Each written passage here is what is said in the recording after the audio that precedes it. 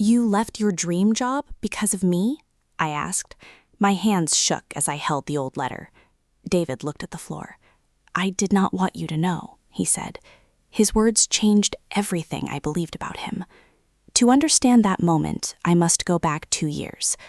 My name is Laura, and I was 36 years old. David and I were married for 10 years. We loved each other, but our marriage changed slowly. 2 years earlier, I started a small online art shop.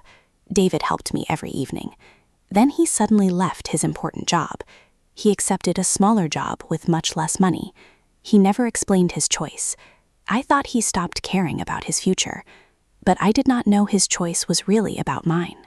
My shop began in our small spare room. I painted simple pictures and sold them online.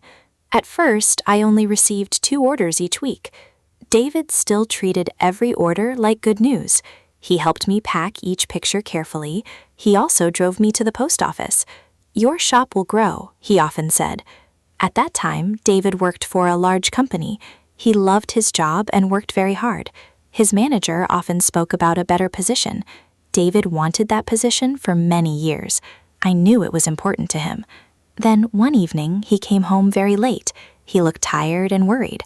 I asked about his day, but he only smiled. Everything is fine, he said.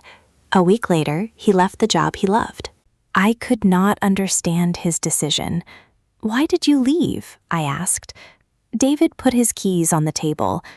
I needed a change, he answered. His voice was calm, but he did not look at me. His new job was near our home. It also had shorter hours. However, his pay was much lower. We stopped eating at restaurants. We also changed many plans. David never complained about the money. He still helped with my shop every night. Yet he became quiet during dinner. I thought he missed his old life. Sometimes I saw him looking at his old work bag. He always moved it when I entered the room. I wanted to ask more questions. Instead, I accepted his simple answer. That silence soon created a space between us. My shop slowly became more successful. More people bought my pictures. I rented a small studio near our home. David painted the walls with me. He built shelves and carried heavy boxes. I could not do this without you, I told him. He smiled, but his eyes looked sad. I began to feel angry about that sadness. I thought he blamed me for our money problems. One night, we talked about the future. I asked if he wanted another important job. Maybe one day, he said, but this job gives us what we need. His answer disappointed me. I wanted him to fight for his old dream. I started to believe he was afraid to try again. Then I said something that I later wished I could take back. You gave up too easily, I told him. David became very still. He looked at me for several seconds. Do you really think that? He asked. I knew my words hurt him. Still, I did not stop. You worked for years, I said. Then you walked away from everything. David took a slow breath. Sometimes people leave for a good reason. I asked him to tell me that reason. He only said, it does not matter now.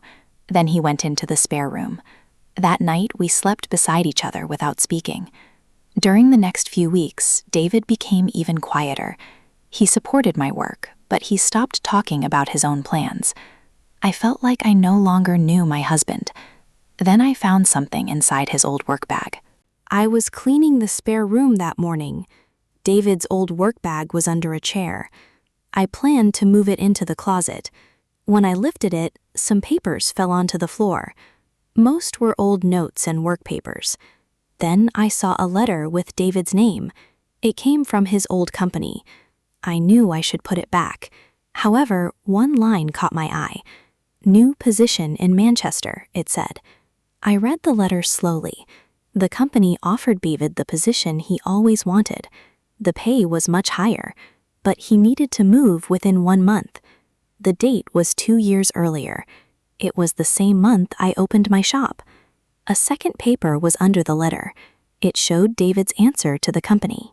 David wrote only a few lines. He thanked the company for the offer. Then he said he could not move. My new shop needed time, money, and daily help. He chose to stay near me. I sat on the floor and read his answer again. David did not give up on his dream. He gave it up for mine. He knew I might close my shop without his help. He also knew I might blame myself, so he told me nothing. I remembered every time I called him weak. I remembered the sadness in his eyes. When David came home, I stood near the table. The letter was in my hand. His face changed when he saw it. "Tell me this is not true," I said. But David could no longer hide the truth. "You left your dream job because of me?" I asked. David looked away. "It was only a job," he said. "Do not make it bigger." I placed the letter on the table. "It was not only a job. You wanted that position for years." He sat down and covered his face. For a moment, neither of us spoke. Then he finally told me everything. His company wanted him to move far away. My shop was still very small. I needed his car, his time, and part of his pay. "You were starting to believe in yourself," he said. "I could not ask you to leave." I asked why he kept the truth from me. His answer made me cry even more. He was trying to protect me from guilt. "If I told you you would close the shop," David said, "you would choose my job over your dream." I knew he was right. At that time, I was afraid of failure. One difficult choice could stop me. David saw that fear, even when I hid it. "I wanted your choice to be free," he said. Tears filled my eyes. I told him I was sorry. I was sorry for judging him. I was sorry for calling him weak. David reached for my hand. "I should also say sorry," he said. My silence hurt us. We talked for hours that night. For the first time in 2 years, he shared his pain. He missed his old work, but he never blamed me. Then we made a new choice together. We decided that David's dream still mattered. My shop now earned enough money for us. David started looking for a better position again. This time, he did not face the choice alone. I also changed the way I saw our marriage. Love was not only kind words or happy days. Sometimes love was a quiet choice. It could cost time, money, or a personal dream. David gave me space to build my future. I almost lost him because I never asked about his pain. Now we speak when something feels wrong. We do not hide difficult choices from each other. I still keep that old letter in my desk. It reminds me of one simple truth. The deepest love is sometimes found in the sacrifices nobody sees.